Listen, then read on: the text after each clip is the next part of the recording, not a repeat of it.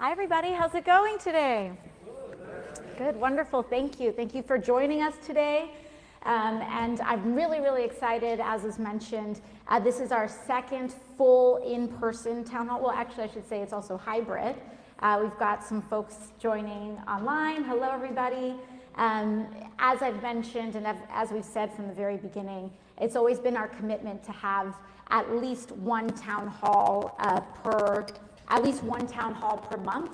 And during the pandemic, we were able to remain true to that, but we had to go online. And now that we're transitioning our town halls back to being in person as well as online, we've been able to incorporate a lot of the lessons learned around accessibility and a lot of other aspects that we learned in going remote too. So our town halls continued when they are streamed online to be live translated in 5 different languages in order to serve all the members of our community, as well as closed caption and wherever and whenever possible ASL interpretation as well. And so we're really excited, but again, this is our second town hall. And as Mabel mentioned, who very generously opened us up today, we're going to be talking about the Green New Deal this week, and I wanted to provide you all an update on our progress on the Green New Deal, both on a macro and a micro level, the impact that we've been able to, and the progress we've been able to have both nationally, but also locally, right in our backyard. Because it is Earth Week and Earth Day coming up next week, and we figured that'd be a great theme to give you all an update on. Then at the end, we'll, as always, open it up to Q&A for the entire community. So let's get to it. So basically, we'll be talking about, just briefly, some of the states that we're talking about with the climate crisis, especially locally. The Green New Deal for cities and states, our progress on that, and some victories that we've had in community projects and climate justice right here in Astoria, and then we'll have the Q&A. So we'll move on to our next slide and jump right into it. Now, let me see. Can we get the, is there a clicker here? Okay. All right, here we go. So right now, and I think a lot of us have seen a lot of the information about really what we're contending with the climate crisis. So I'm not trying to dive too deep into the doom and gloom right now, because really at the core of what we propose with the Green New Deal is to actually not succumb to the dystopia and not succumb to the cynicism that this is just going to happen to us and there's nothing we can do about it. There is something that we can do about it, and there will always be something that we can do about it. And at any juncture, if there is an action that we can take to draw down our emissions and preserve our future, we should be taking it no matter what. That said, emissions are currently projected to rise. We're still not meeting the scientific consensus of not even reducing emissions worldwide, but we're not even plateauing them right now. So they're continuing to project it to rise, leading to a median goal of global warming of up to 3.2 degrees Celsius by 2100, and some of the higher estimates have that at 4 degrees Celsius. What does that mean? That's a lot of numbers. But at 4 degrees Celsius, half of the Earth's landmass would be inhabitable to human life. That's what that means. And that is if we choose to do nothing. So that's why what we have to do right now, and our responsibility, is to dramatically change and dramatically alter the way that our economy is dependent on fossil fuels, and to transition that into an opportunity. Now, the good news is that transitioning our energy sources is a big job, and it's going to put millions of people to work. It can put millions of us to work in order to transition to a zero-emission economy and a drawdown economy. So that's the opportunity that's there. But what does this mean for Queens and the Bronx specifically? What does this mean for us? Queens right now, geographically, is the borough with the most land area at risk of future coastal flooding due to sea level rise. The Bronx has higher elevations, Brooklyn has higher elevations, for example. Queens has the most land area at risk when it comes to flooding. And we just started to see just a sneak peek of that in terms of what happened with Hurricane Ida last year. Global warming is here and the climate crisis is here. And our job is not, our responsibility right now is choosing what our response to it will be. It's going to require a lot of infrastructure investment. It's going to require resiliency in our subway systems. It's going to require changes in our housing and our zoning code to make basement dwellings safer. And I think that starts personally, I'm on a federal level, this is more of a city issue, but I will say I think that requires legalizing basement dwellings and making it a lot easier and safer for them to be habitable. So what we saw was that our district, our community, we lost 12 people in our community during Hurricane Ida. Nearly every single one of them were families, including children, that were trapped in sub-basement dwellings, in below-ground apartments that got rushed with water. And there were, they weren't up to code, so it might have only been one entrance and exit, and they could not get out. And so what we need to do is stop denying the reality of basement dwellings and accept that reality and make that reality safer, in addition to addressing our overall housing crisis and the cost of housing crisis. But that's a sidebar. We can get into that later. In terms of the Bronx has a profound climate justice and environmental injustice issue. And that is really showing up in our lungs. It's showing up in a lot of places, but in the Bronx, environmental injustice and environmental racism is really showing up in our lungs. We have the highest incidence of asthma in the United States, period. And that contributes to 43 deaths per million people, just in terms of that issue alone. On top of that, you have a whole bunch of other transit injustice issues. And one of the reasons why we have this high incidence of asthma is because we have the Cross Bronx Expressway that cuts right through, and it's a heavy industrial zones tend to be put next to poorer communities and communities with less political power and more disenfranchised communities. So kids are growing up around diesel trucking, they're growing up around industrial zones that are routinely breaking code, and it's showing up in astronomically high levels of asthma. And this dates back decades to back when Robert Moses decided to cut that artery through the Bronx. And so, we've got a lot to work with here, but we have an enormous amount of opportunity that is possible for us in solving these problems. So let's go on to the next slide here. Now, in terms of state and local Green New Deals, after we introduced the Green New Deal resolution in 2019, what that did is that regardless of whether it was put to the floor for an immediate vote or not, whether it passed or not, the goal was to submit it. One of our primary goals was to submit it to the record so that it became an official document in the congressional record that cities and states could then pick up and adopt and start to implement locally. So what we have done and what we've been able to contribute to is an enormous amount of municipal, city, and state Green New Deals have already passed across the United States. We have seen at least 10 local ones in the United States, including right here in New York City, Los Angeles, Pittsburgh, New Mexico, and more. And there have also been many more that have passed on the statewide level.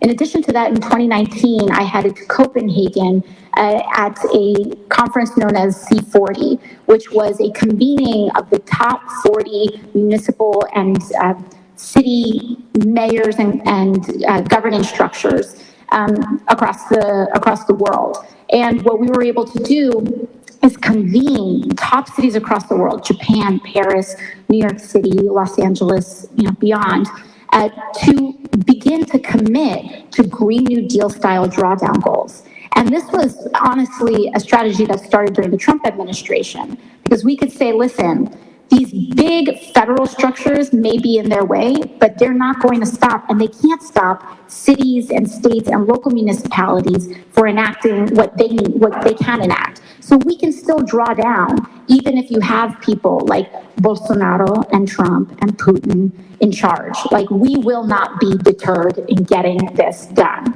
And we will not listen to folks that say that it's not possible, no matter what party they're in, whether they're a Republican or Democrat, saying this isn't possible, we can't do it. When people tell us that, we say, watch us work. Watch us work.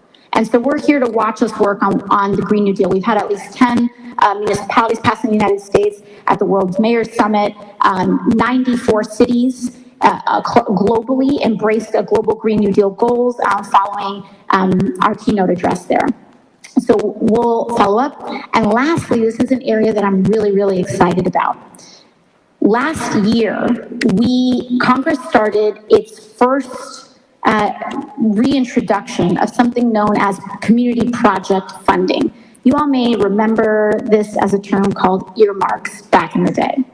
Well, what this allowed members of Congress to do was that you were able to kind of earmark and designate specific federal funds and steer them to your individual community. Earmarks were phased out over 10 years ago, maybe 12, 13 years ago, but they were reintroduced last year with higher standards and more rigid protocols, because there was a little bit of funny business going on, apparently. So, but what we were able to do is reintroduce it with higher ethical standards and just more rigid protocols to get them passed. And we said, hey, this is a big opportunity here. And what we decided to do was author and help drive one of the first Green New Deal projects in the United States, right here in New York 14's Congressional District. And so what we did was that we secured funding in our district on the Bronx half of the district. We have a lot of waterfront district in our community. On the Queens half, you have College Point, you have Astoria Ditmars, you have LaGuardia Airport, all of that. You have East Elmhurst, all of that is in our congressional district on the Queens side. On the Bronx side, you have Throgs Neck, City Island, Pelham Bay, all of that is also on the Bronx half of the district. And on the Bronx half of the district, we have SUNY Maritime, one of the only public maritime institutions in the United States. Almost any other place, if you want to get a maritime education, you have to go to a private institution, except here in our district. And so what we decided to do was that we worked with SUNY Maritime out there in Throgs Neck, and we secured funding for over 300 students to start a program, a jobs training program, where we are now going to train people in our community in the job skills necessary to learn how to build the underwater pylons necessary to put wind turbines on top for offshore wind. This is very sophisticated job work. We're talking about a program that involves people in our community learning how to, put on like that scuba gear to go down there with the tools necessary to build these things. But listen, these are the jobs of the future. And what we're able to do is make investments in our community so that instead of training people in skill sets that eventually are going to be phased out, we're not going to train people on building out pipelines. We're going to train them on how to build pylons. And in doing that, we are creating job security right here in our community, because we're not training people for jobs that are going to last 10 years. We're going to train people in jobs that are going to last a lifetime. And we're doing that right here in our community, and it was just announced about 2 weeks ago that we were able to secure it. So we're really, really excited about that. Oh, sorry. I think the virtual stream was having a hard time hearing me there, so I have to speak up. Oh, behind the podium. Okay, sorry about that. Woo. I like to point. I don't like the podiums. They create too much distance between us. You know what I'm saying? Okay. So we're really, really excited about that.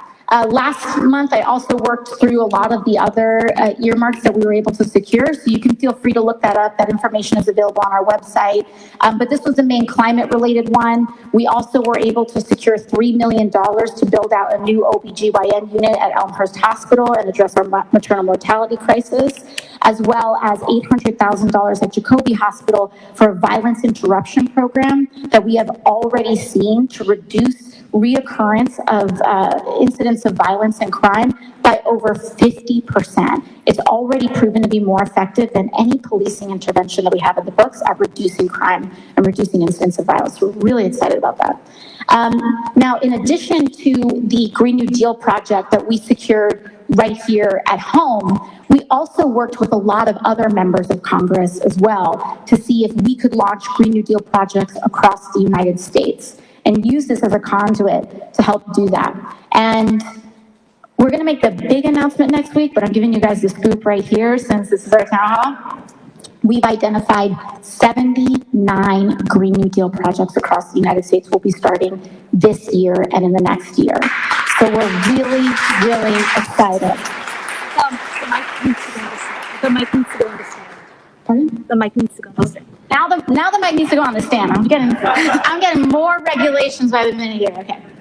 So I'm we're really excited about this, and I believe that it's really just a testament to when people say that we can't, watch us work. Watch us work. What they're saying is that we can't do it the traditional way. You know, maybe, oh, can you get 218 votes on the House floor on this specific resolution? If they may say we can't do that, it doesn't mean that we can't do the thing, period. And so we're going to find creative ways and alternatives to make sure that we can get this done. And that's really what we're really excited about and being able to accomplish today. So we've got that going on in terms of environmental justice for Astoria. Now I want us to kind of zoom back down to the micro.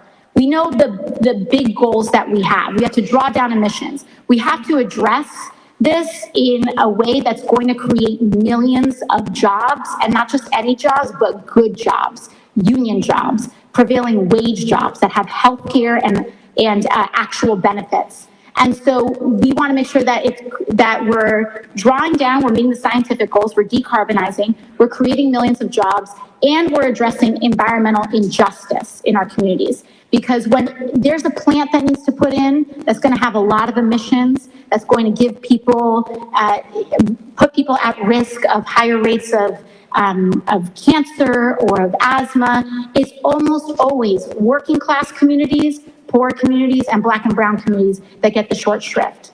And we have to make sure that we push back against that. So we had that win out in the Bronx, and then what this means right here in Astoria is that we were able to take on one of the biggest fossil fuel companies in the United States, NRG, and they were trying to open another peaker plant right here in Astoria. Now, what peaker plants are is that what they claim them to be is that they exist and they're not supposed to really be online except for times of peak activity. So in times where it's summer, everyone's got their AC on and there's like this excess demand, they build these peaker plants to burn fossil fuels to increase that energy production and meet that demand. We do not need to be building peaker plants in Astoria. We need to be building solar panels. We need to be building wind turbines. We need to be investing in hydropower in order to meet our energy needs, which, by the way, is cheaper because we are getting killed by Con Ed out here. We're getting killed. And every time that they say, thank you, every time that they say that they want to build a peaker plant, or every time you hear Con Ed or a fossil fuel company say, we're going to build these things to help you, what they're actually doing in proposing these fossil fuel projects is that they're trying to trap us in dependency on an energy source that is only going to get more expensive. It's only going to get more expensive. No matter what we do here, that is just the science of the issue. You know, we can try, we've got people like you have the president that's releasing the strategic reserve, all this other stuff. Even if you invest all this money in doing everything Republicans want, build out all build out new fossil fuel pipelines, increase production, fossil fuel infrastructure is only going to get more expensive because it is not a sustainable supply of energy, period. There's not enough, and it's finite, and it's only going to be less. And so it's only going to get more expensive. So what we need to be doing is making investments in cultivating infinite sources of energy: the sun, wind, hydropower, geothermal, etc., because that will only get cheaper. Solar, wind, renewable resources will only get cheaper over time. And so what we need to be doing is really helping people understand that these transitions are not going to only make us safer, not only are they going to protect our planet, but they're going to protect our pocket. Because this is a huge issue that is just crushing working families in our community. And the fact of the matter is that electric does not have to be more expensive. Right now, for example, one of the things that we had is, and this was one of the reasons why I objected so much to the separation of the bipartisan infrastructure plan from the Build Back Better Act. Because they were really designed to be puzzle pieces. And when you only design one of the puzzle pieces and you don't pass the other, we're missing the whole picture. So what happened with the bipartisan infrastructure bill is that we did get some critical investments in EV charging infrastructure, for example. There's a lot of money in there to build EV chargers, except how are you going to use an EV charger if you can't afford an EV car, an electric car? Build Back Better had up to $12,000 in subsidies to basically pay you to buy an electric car, so that you can then use that EV charging infrastructure so that your electric vehicle will be cheaper. And we also want to expand that, not just for them to be cars, but that for them to be electric bikes and other sorts of electrified infrastructure, so that you can actually use the infrastructure that's being built. Because what we're seeing right now is that when you just buy the chargers and keep the cars expensive, then electric infrastructure is only being built in wealthier areas. They are building the chargers around places where people can only afford EVs. So it's kind of like, when you're wealthy, you end up saving a lot more money because that's been designed around you. So now wealthier communities are getting those solar investments, and we're getting stuck with dirty oil, gas, and coal. But we're not going to allow that to happen. So when NRG announced that they were going to roll out a peaker plant, we said, hell no. And we partnered and worked with you all, because the community were the ones that first saw this and sounded the alarm and started to organize. And we worked with Assembly members Zohran Mamdani, Senator Janaris, who was just here, myself, along with climate and environmental activists and energy activists throughout Astoria. And we were able to successfully shut down the peaker plant right here in Astoria, Queens. And we're really excited about that, because in addition to, it's not just about what we're taking away, but it's about the investments that we put in. So the shutdown of that peaker plant was paired with our earmark to build out offshore wind and give jobs to our community in order to make that solution happen. So we're really happy about that. And so, I think that is the overall update on what's going on. Oh, and I think the last thing is that we have a very exciting announcement as well. Again, I'm jumping the gun, I'm breaking all the news, but it's because you all get it first, right? So CNN gets it last, you guys get it first, okay? Now, the last piece of information that I want to share with you all today is that we're really, seems like we've truly finalized it this week, is that the Green New Deal is getting its first congressional hearing in history next Thursday.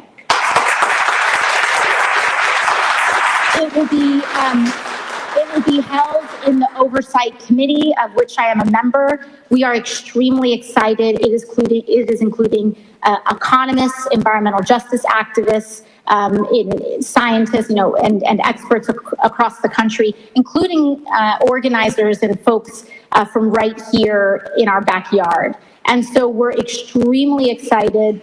For context, it took Medicare for All 10 years to get its first congressional hearing, if not a little bit longer than that. And just 3 years for a Green New Deal hearing, not bad, right? We're going to try to continue to lower some of those lead times, but we're really excited. And it is absolutely and truly historic in order for us to get a hearing, our first congressional hearing of legislation of such magnitude. So we're very excited about this. It's happening next Thursday in Washington, D.C., and we're hoping to convene and bring forth a lot of folks together for that very momentous occasion. So that will be happening next week. And then lastly is just an announcement here, or that was up there, is that if you saw the slide before, we actually have a Congressional Art Competition that happens every year for our high school students. And so we always just try, we've been making this announcement once a month, just letting people know, letting our students here in the community know, you can submit your art to the Congressional Art Competition. It is very prestigious. Winners are brought down to DC and their artwork is hung up in the Capitol for the entire year. And it is, formally presented, and it's just a true honor. And so if you are interested, or if you know a young person that is interested in submitting their artwork, the deadline is just in a few days, in 9 days, on April 29th. Have them contact their art teacher or email our team right here at ny14art@mail.house.gov for more details. But yeah, we'll wrap it up and we'll move on to the Q&A. Thank you all so much.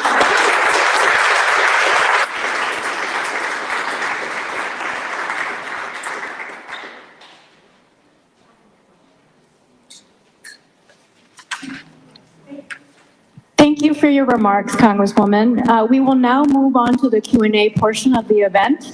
My colleagues will pass me question slips, and I will call on the constituent with the question, and then my colleague here, Jasper, will pass the microphone to you.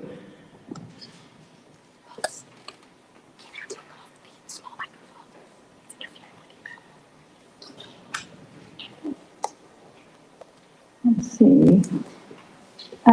So the first one we have is for Jonah Gensler, who had a question about the Sunnyside Community Center and Woodside houses. Sure. Thank you. Yes, my name is Jonah Gensler. I work at Sunnyside Community Services. Fabulous.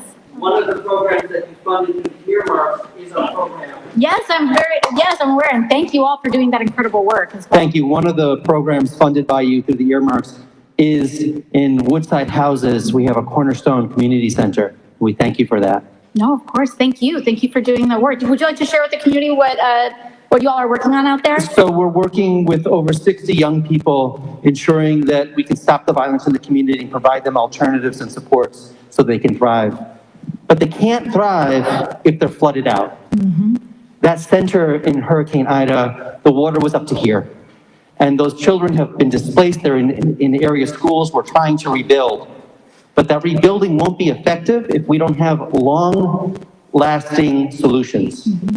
And we're told that the streets need to be torn up and real solutions need to be found. How do we find the resources for that kind of infrastructure so that the kids in public housing can have the same rights that every kid in New York City should have? Yeah, no, absolutely. It's such a salient and important question, because one of the things that we've seen, sometimes every winter we go on the news and we'll see, especially how our neighbors that are living in NYCHA, whether it's Woodside Houses, Queensbridge, just over in the neighboring congressional district, how their boilers are out and how families are going without heat and hot water in the wintertime. Well, one of the things that happened in Woodside Houses and kind of around where Queensbridge Houses is that we actually got brand new boiler systems, and they were installed a week before Hurricane Ida hit. But they were installed underground because the boiler systems in NYCHA are in kind of these subterranean, kind of big basement style facilities underneath the building itself. So these brand new boiler systems were put in, and then Ida hit maybe a week or two later, and they were immediately flooded out. Brand new systems that were then totally flooded out. And then this winter, we had the same problem all over again. And so you're right in that if we cannot just build things back the way they were after a catastrophic storm. We have to build them back resiliently, and we have to build them back for the next 100 years, not for the last 100 years. And so when we talk about the resources that are necessary, there are some critical infrastructure funds that are in the bipartisan infrastructure bill. But as I said, Build Back Better is the puzzle piece for it. And you know, the bad news is like we're at this impasse right now, right? Where Joe Manchin's sitting on it in the Senate. And the things that are his red line, I mean, it's just ridiculous. Don't even get me started, okay? The child tax credit is literally what his red line is. He believes that the child tax credit is unacceptable to him. But the good news is that what we were able to successfully fight for last year to be put in Build Back Better, that passed the House, which is a huge hurdle, is all $40 billion in capital needs for NYCHA. It's in Build Back Better. And we fought for it, and we got it secured, and we got certain provisions and fought for a specific attunement and consideration of climate infrastructure needs in our public housing systems. But one of the big fights that we need to have, and that we had and that we won with BBB, is finally getting people to realize that housing is infrastructure. Housing is infrastructure. It's just as critical physical infrastructure as our roads and our bridges. Schools are infrastructure. These buildings are public facilities, and they are infrastructure. And by the way, they're not just like for our kids or for our families that use them, but we should also be thinking about public facilities like schools. We need to be considering them with climate in mind, which means this building needs to be prepared in case there's a disaster that our community can come here for refuge. It needs to be built like that. That's what we're talking about with resiliency. So when it comes to resources, we've got those initial resources in BBB. Now what we need to do is figure out what is amenable, how we can get some of these resources passed while we implement the existing resources that were deployed in the bipartisan infrastructure plan, which we're already starting to do, and making sure that we conduct oversight with how that is conducted, because it's not enough just to move a pot of money from one place to another. We need to make sure that that money is distributed responsibly and that ethically and with full accountability and transparency to the people. Thank you, Congresswoman. The next question we have is for Argenia Rojas, who has a question on the current administration. Close enough. Sorry. It's not a common name, so don't worry. But what is your name? Argenis. Argenis? Argenis. Argenis. Yes, yes. Thank you, Congresswoman, for hosting the town hall. My question is with respect to, as Mabel alluded to, the Biden administration, right? And I don't ask this with the intent of getting you into any troubled waters. I get enough, so what's another one? So like with the climate provisions in BBB failing, right? Plus we have the situation with the invasion of Ukraine, autocrats controlling essentially all of the oil producing countries that are in the world. Why do you think that the administration isn't taking this opportunity to accelerate sort of clean energy technologies or battery production, et cetera? And instead, it seems like they're succumbing to pressure from Manchin, the GOP, media even, to just focus on increasing domestic oil production. And it seems like the green vision is totally taking a back seat. So why do you think that is? Thank you. I mean, it's politics, right? So let's explain. I think, divulge with you the politics of the situation. Now, this is with the disclaimer that this is just how I see things. People can see things in a completely different way. Both of those things can be very perfectly legitimate. You know, you see the same set of facts and may come to different conclusions. So I'm not going to tell you this is how it is for sure, but I will tell you this is how I see the situation. I see the situation is that these decisions are political decisions. There is an enormous amount of political pressure by, yes, media, and political pressure around gas prices. And media and politicians and, frankly, fossil fuel lobbyists take a lot of advantage over the fact that people don't really know what makes gas expensive or fluctuate in price. And so there's this kind of general weird American thing that we have, that it's like we somehow think that who we vote for determines like what the price of gas is, which does not apply anywhere else in the world, you know, like, and here's the real thing is like the price of your milk goes up, you know, price of anything else you have goes up. People just kind of say, man, like, that's it, I guess. But the price of gas goes up and they're like, man, I voted for the wrong guy. And it's like, what? So it's not to say that those things aren't politically connected, but just in, I think, a different way. When we look at inflation, not just when it comes to gas, but when it comes to agricultural products, when it comes to, you know, food, all of it, a lot of it has to do with the concentration of capital and the concentration and like development of oligopolies in the industries that we rely on the most. I sit on the Select Committee for Economic Inequality, and I mean, you'd be shocked. 4 companies are responsible for almost 50% of all food products, you know, all meat processing in the United States. So at that point, you know, all of these companies are blaming increased costs for rising prices, but the math does not add up. When you actually look at the increased costs and inputs of what's going on last year with supply chain issues, wage increases, et cetera, you're really looking at inflation of like maybe 3%, maybe a little bit more, which is higher than normal. Normal is around 2.2%. You will see inflation when you look at just the costs around 3%, maybe a little bit more. What we're actually seeing is inflation 6, 7, 8, 9%. That is corporate greed, 100%. That's really what we're seeing in terms of the math not adding up. And they're taking advantage of this moment. Fossil fuel companies, when there is a phenomenon when it comes to gas and what you're paying at the pump, it's that it goes up like a rocket and down like a feather. So yeah, costs went up due to certain supply constrictions around the conflict in Ukraine. But when we released the strategic oil supply, when other companies, when we're able to secure gas reserves from other places, that price is not going down as quickly as it went up and as quickly as those actions were taken. So they go up like a rocket and down like a feather because Wall Street is patting its pocket right now. And so, you know, when we talk about why the Biden administration is making the decisions that it's making, I think there's a couple of things. One, it's people taking advantage of the fact that gas prices going up. There's this like political phenomenon of people blaming the president in terms of the price of gas, instead of blaming the companies that are setting the price of gas. So there's that. That creates a window of opportunity, because when people are mad at the president, that creates a window of opportunity where Republicans and pro-fossil fuel, because it's not just Republicans, there are fossil fuel Democrats.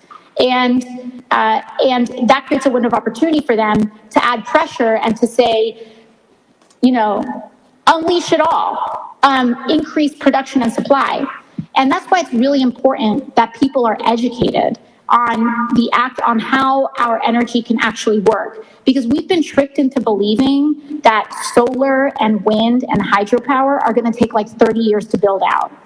And it could not be further from the truth. You know, if you think about it in terms of your own home, the actual time, budget and the money aside, but let's say assuming you have the money, the amount of time it takes to install solar panels on your roof, not that long. Not that long. So where we play a role is that we can make investments to reduce the costs of solar. In addition to that, we can also help subsidize technologies, because here's the thing, gas is subsidized, billions and billions of dollars. So subsidies are not a dirty word. People just only make them a dirty word when they're actually subsidizing renewable and clean energy. And so one of the things that we can do as well is that even if your home still is on gas, you can transition to far more efficient devices like heat pumps that take up just a fraction of the oil and gas that you're using to heat up your home in the same exact way. So, you know, one of the things that we've called on the president to do is to pursue a series of executive actions, including invoking the Defense Production Act, which is the same act that we use to develop vaccines, the same act that we use to develop COVID tests in record time and develop 40 million COVID tests. to also develop masks and PPE, to use the Defense Production Act, not just for the scientific and just global crisis of COVID, but to also use it for the climate crisis. We need to be using the Defense Production Act right now to be developing heat pumps for people to buy at a reduced cost, solar panels, and the things that are needed for other forms of clean and renewable energy. But in terms of why he's doing that, I would say it's the politics of it. Thank you. Thank you, Congresswoman. Our ASL interpreter, Kat, asked that you slow down a little bit. Thank you. Sorry. And thank you, Kat. It's Kat, right? Yeah. Thank you, Kat, for your interpretation for us. Our next question is from Fardeen Oishik, who has a question on electronic waste. Hey, so I work in the energy and infrastructure industry, and so I think solar is amazing, and I've looked into it a lot. I think the Green New Deal is setting the foundations for solar and wind and renewable energy into the future, and I hope there's a strong foundation that we build upon. So one of my concerns is solar panels. Let's say they have a lifespan of 25 to 30 years. How do we, at the federal level, make companies play by the rules and make sure electronic waste isn't shipped to Asia or Africa, where they create a whole bunch of health issues among kids, and like third world countries are kind of forced to clean up after us? Yeah, no, absolutely. Thank you. And this is an excellent question as well, because one of the things that we also need to contend with is the fact that energy use does create waste, including renewable energy. And so when it comes to batteries, we have the mining of lithium that is required in order to source EV batteries and other sorts of energy storage batteries. And you have the issue of e-waste with solar panels, and even, it's not e-waste, but also when we dispense of wind turbines. A lot of wind turbines that have been produced are actually non-recyclable. And so we have this issue of waste at the end of life for some of these renewable sources. So I think there's a couple of things to say. One is that there is just the overall disclaimer that none of these things have zero impact, zero environmental impact. What is so urgent about renewables is that they do not emit carbon or methane or greenhouse gas emissions that are contributing to the warming of our planet. But there still is environmental concerns with respect to mining and the sourcing of the raw materials needed in order to generate solar panels. And that goes for any sort of material item that we use, whether it's fast fashion, whether it's food. Whenever we are consuming something, it has to come from somewhere. And we have to make sure that it's both at its origin point and at its end point, done in as sustainably and ethically a manner possible. When it comes to solar panels and e-waste, the first thing that I think is necessary is making investments in the R&D to make sure that solar panels are able to last longer and be more efficient, so that we're not tossing them out every X years. But the good news is that we're making a lot of progress in that issue. When solar panels were kind of initially starting to become commercially available, a lot of them had 10-year lifespans. Now they have 25, 30-year lifespans. But now what we need to do is to continue to make the investments necessary so that solar panels can last a lifetime, and that the density of the cells within a solar panel can be such that you can also generate a lot more power in a much smaller footprint of a panel. And we are making a lot of progress in terms of that as well. So maybe 10, 15 years ago, if you covered your roof in solar panels, you would only get so much energy from it. Now, if you cover your roof in that same area of solar panels, you can generate a lot more energy that can also last your home a lot longer on that same square footage. So I think there's a couple of things we need to do. One of the things that I've advocated for, I was in Glasgow for COP26 just last November. I went there with the U.S. delegation with Speaker Pelosi, and we were working with a lot of other delegations from around the world. And one of the things that we've really fought for, and that they are fighting for, that delegations from really all over the world, whether it's South Asia, Latin America, indigenous communities around the world, that they're fighting for is something known as loss and damages, which is essentially our way or their proposed way of addressing this basic injustice. Developed countries are disproportionately contributing to the climate crisis.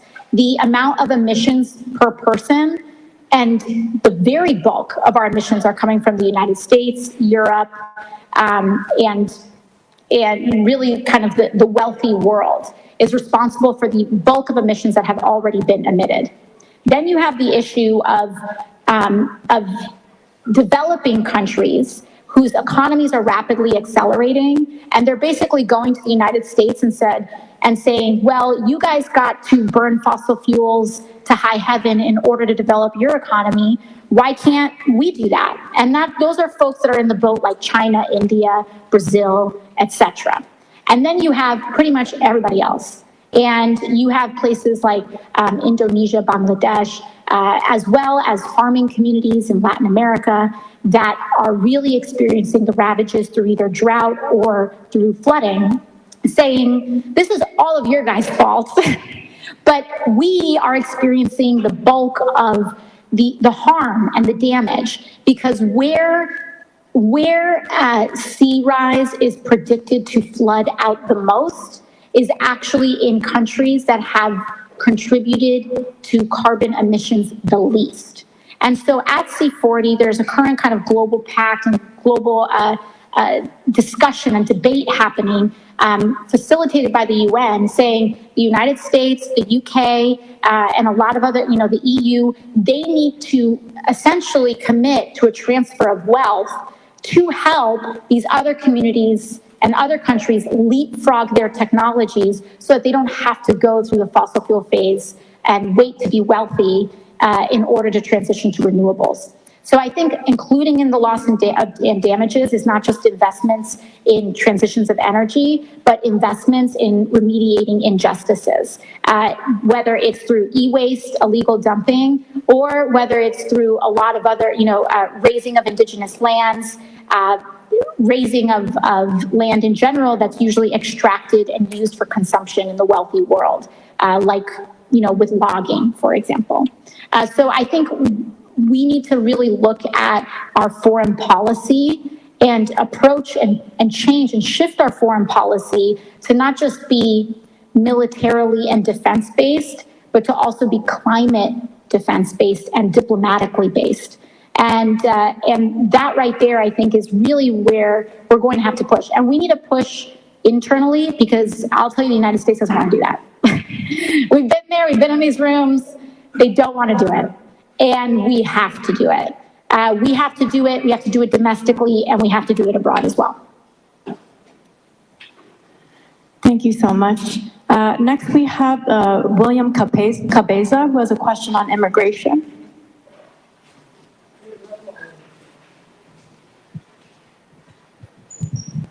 Thank you for this opportunity. And I wrote this question before I came here, so bear with me and forgive me for if it seems like I'm trying to take away from your theme and your message. No. Sorry, I wrote, one of the biggest fears for Democrats is losing seats in the upcoming midterm elections. So I'm going to argue due to the left being out of touch with its constituents. As someone who follows political news and have watched many of your town halls, I wonder if, with all due respect, we have lost sight of what's important to the constituents.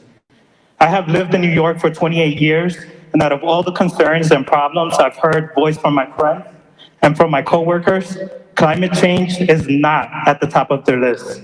And while I consider it a worthy and noble cause for which to fight for, I wonder if political capital is being spent on an agenda at the expense of more pressing issues. One issue that should be addressed, for instance, in this case, is immigration reform. New York City is home to several million immigrants and over 500,000 undocumented immigrants. Why aren't we talking about immigration reform anymore? When this meeting is over in the next several minutes and everyone goes back to their respective houses and lives, the undocumented community will go back to their lives, except it is a life in fear of deportation, uncertainty of the future, going back to working odd jobs in construction, working in unsafe working environments, and barely making enough to make ends meet. I myself am a DACA recipient, a former first responder, and a current healthcare worker. But I have no path to citizenship. I'm unable to follow my dreams of joining the military, of joining law enforcement, or even being able to travel outside the country because I don't have citizenship. I ask again, why isn't immigration reform at the forefront of our conversation? And how are you using your platform to present a more informed narrative of an immigrant's plight and using your platform to advance pro-immigrant reforms?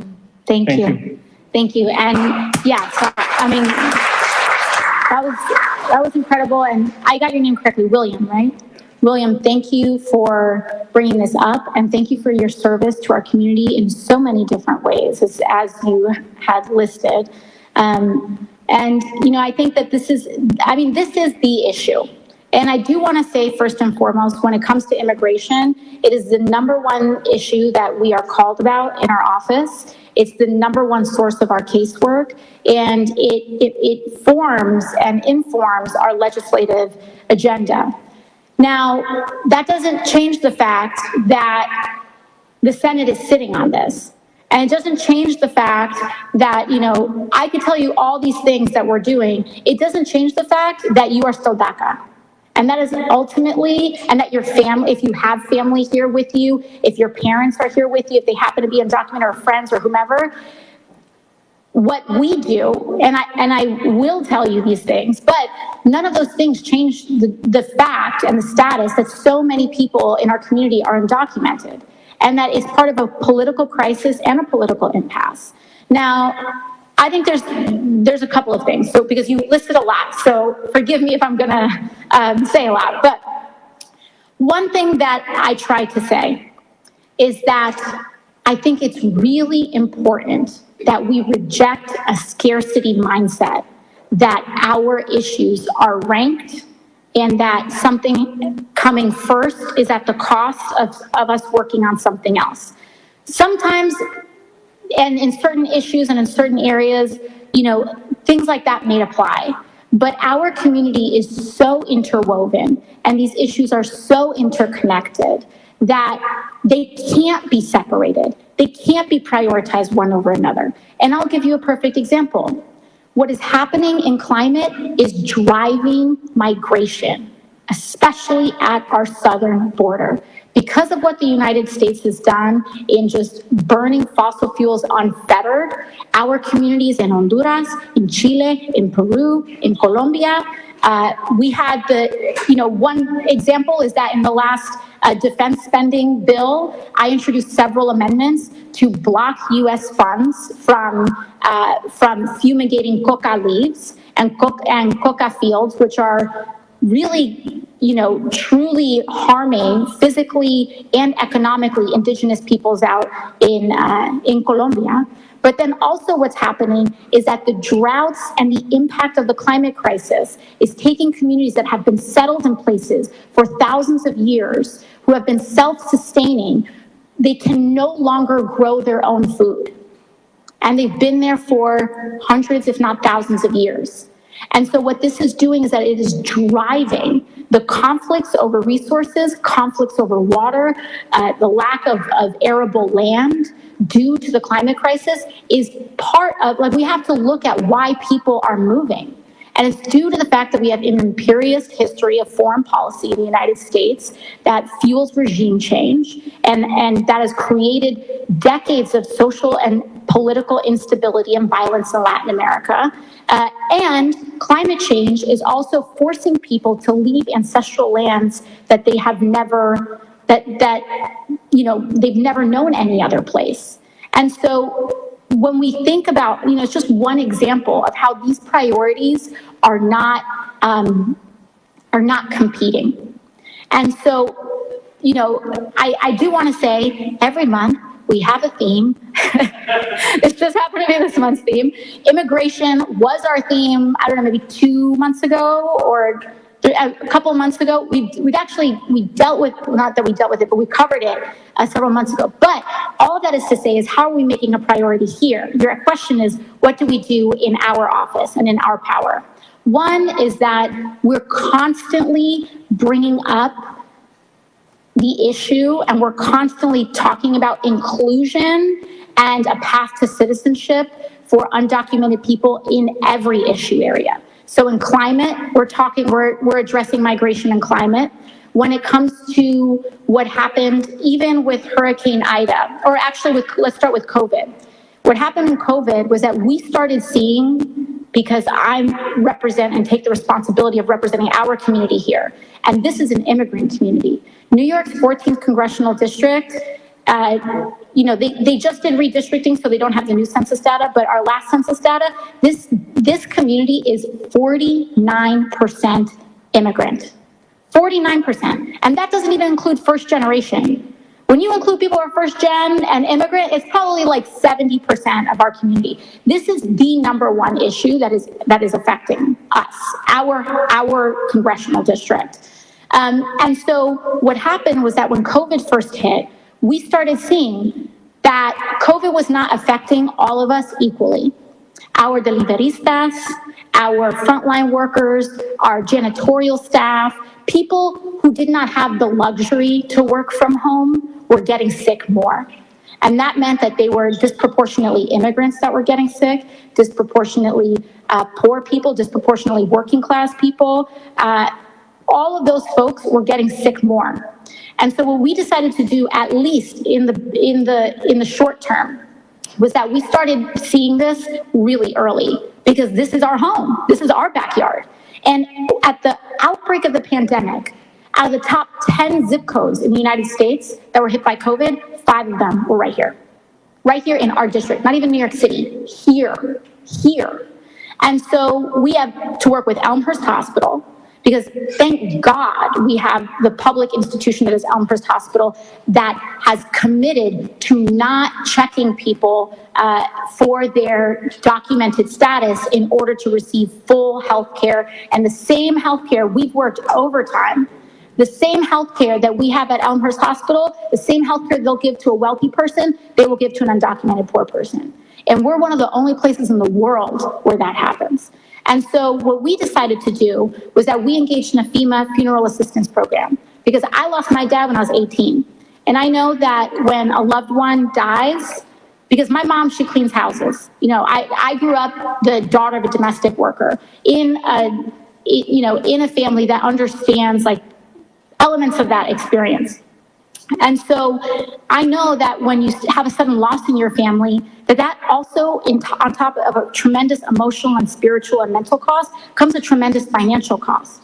Burying your loved ones can cost tens of thousands of dollars. And in our community, all the people that were dying, many of them had to be repatriated to their ancestral lands, back to Colombia, to Bangladesh, to India, on top of all of the tragedy that was going on. So what this means is that it started, when you take that times tens of thousands of people, you actually start having a macroeconomic trend where not only were working class people getting sick more, but we're talking about a massive wealth issue, because when you lose 2 people in your family and you have to put them to rest, that's a down payment for a house right there. And that's a whole other generation that you're put behind financially.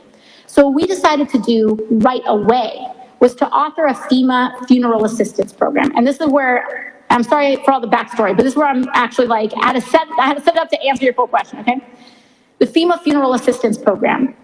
What we did was that in hearing that feedback from community organizers and folks saying this is going to be a problem, I authored a FEMA funeral assistance program where the federal government, and I was able to put it in the American Rescue Plan, which was passed by the House, the Senate, and signed by the President, where we created a FEMA funeral assistance program where any person in the United States who had a loved one who passed away from COVID, that they would get 100% of their funeral costs reimbursed by the federal government, regardless of your status, your housing status, your documentation status, your income status. It is not means tested. There's no questions. And it's based on the principle that we're in this together and we need to get out of this together.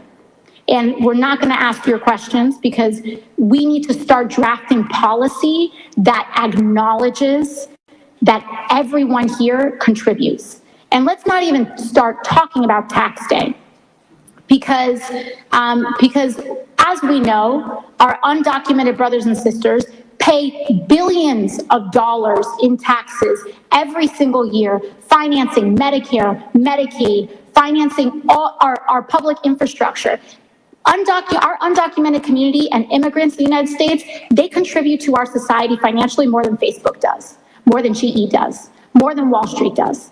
And we need to start, and with that FEMA program, we established a precedent, an initial precedent, where we say you contribute to this society, you benefit from this society. And that's the principle that we have started to advocate for, so that, yes, we continue to fight for a path to citizenship, I continue to wail on Manchin every time that I get, but also to say, yes, we're gonna fight for citizenship, but let's also revisit what it means to be undocumented and the indignities of being undocumented in the United States. Because it should not, even if we have a path to citizenship, even if you have people, there's always going to be, for one reason or another, some person who may be undocumented for whatever reason, for whatever time. That person should not be denied health care. That person should not be denied an education.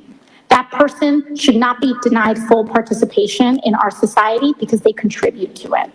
And so it's really about the dual approach. Because you know what? You're right.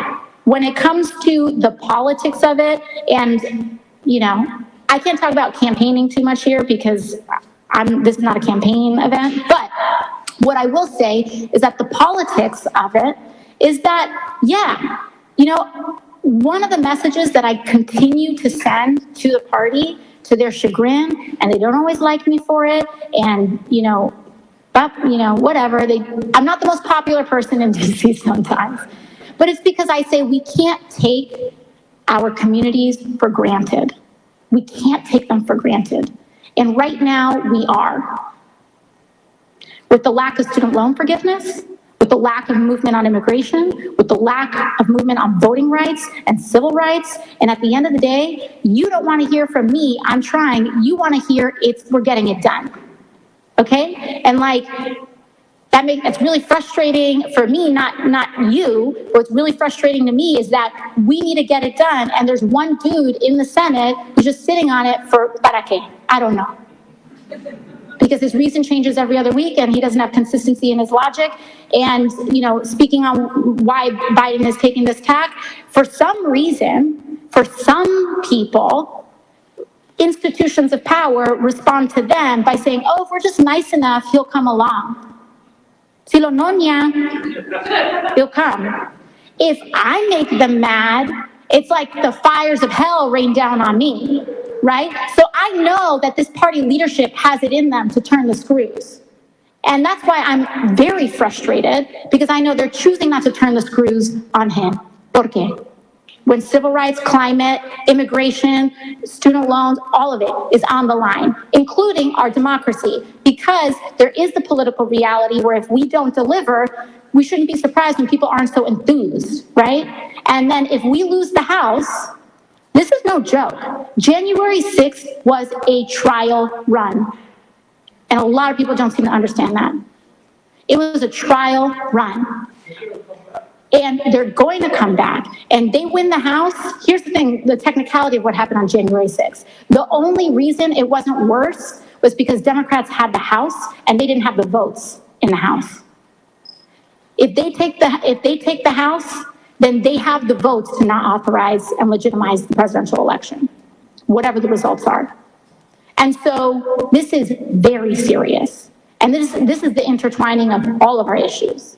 And so, one thing that I can give as a commitment is that we intertwine it in every single issue. We continue to champion and elevate it. We work very closely with our direct grassroots organizations, not the DC ones, not the little think tanks down there, but we work with NICE, we work with DRUM, we work with Make the Road right here so that we can form our strategy in community. And one thing that you can also know that we continue to say is that our office, you can 100% guarantee that it's a refuge.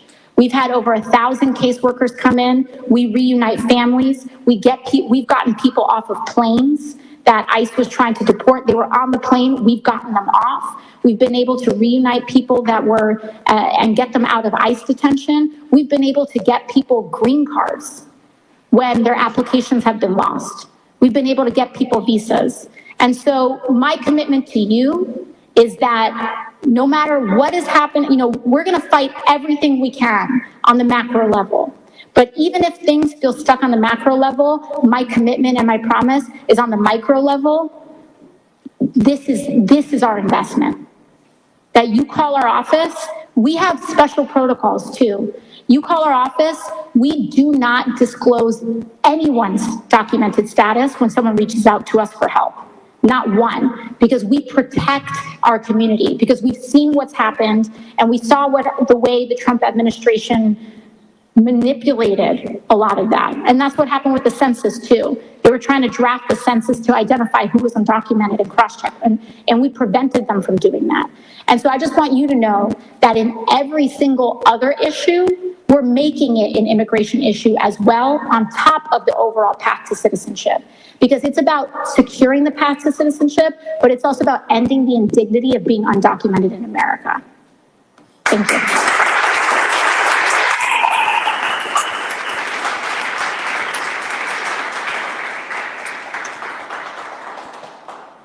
Our final question is from Pat Carozzo on solar rooftops.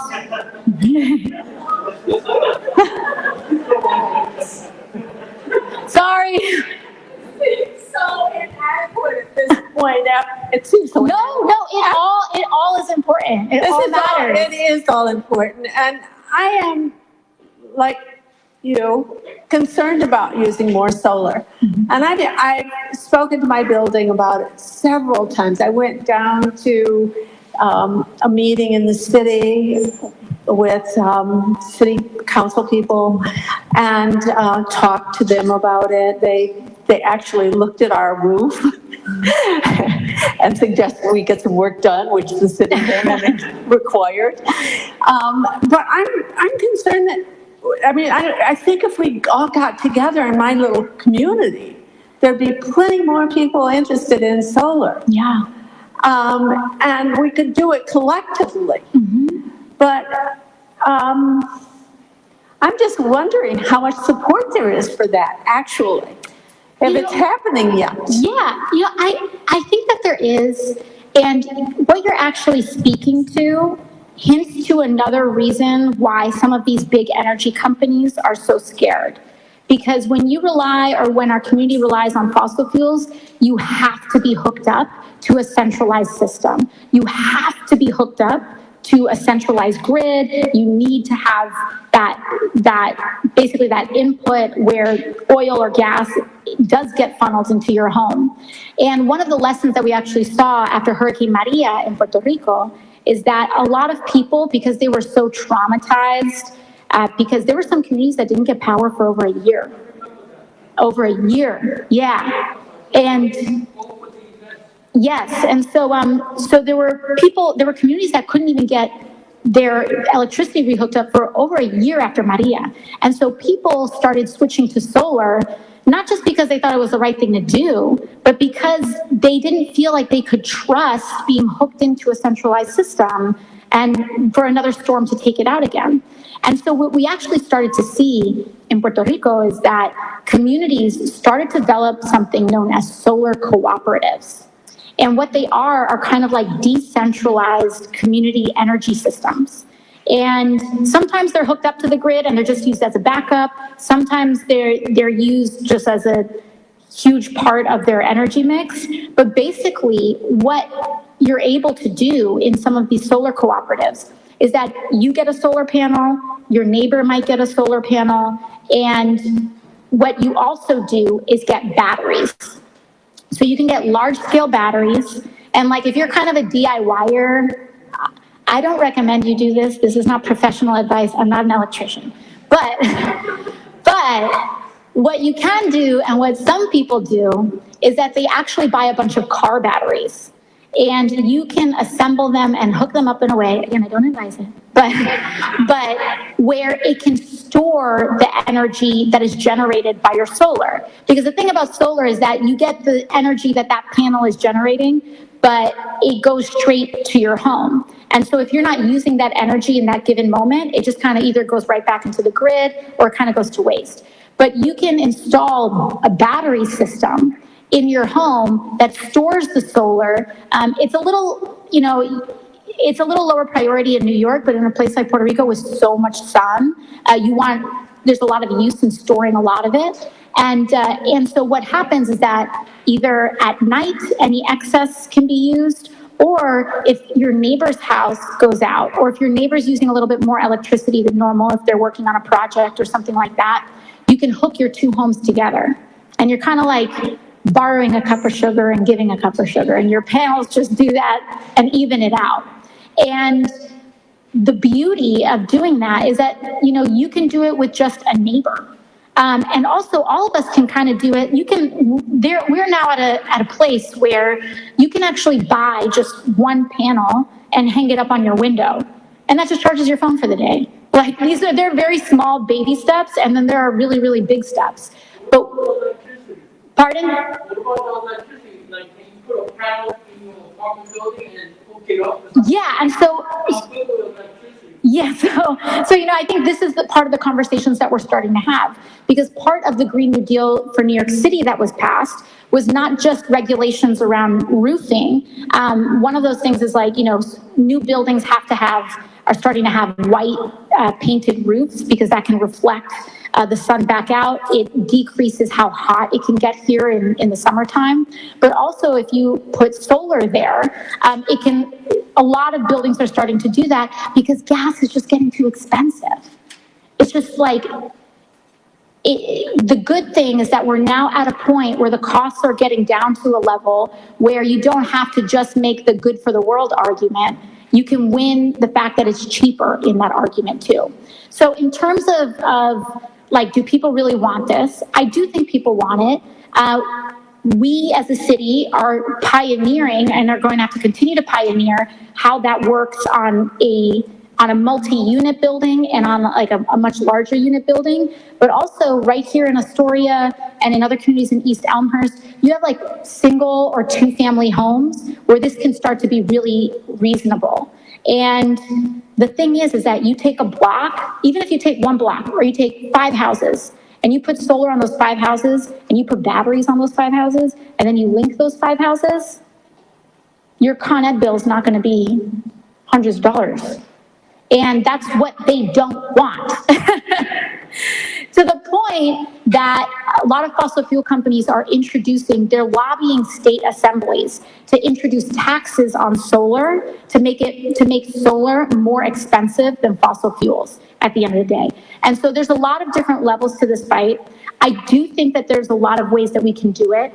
I think, community project funds is a really great opportunity for us to pilot and test these ideas. Because a lot of times when it comes to federal legislation, people feel a little hesitant about funding these huge projects that have never been tried before.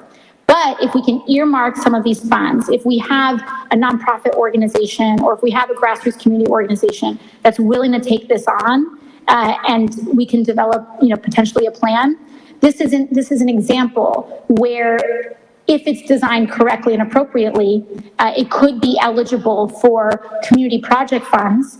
That pilot works, and then if you just need one block, not even a whole block, you just need half a block. And if you can make it half a block, then we can scale it up. So, yeah. Yeah, no, I agree.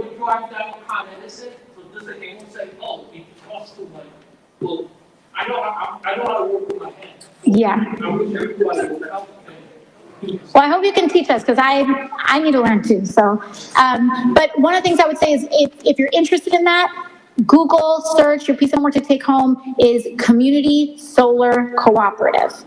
And you can take that home and you can learn a lot more about how they're structured. And the good thing is that you don't need anyone's permission. I didn't tell you anything, but. All right, thank you all so much. I sincerely appreciate it. Thank you.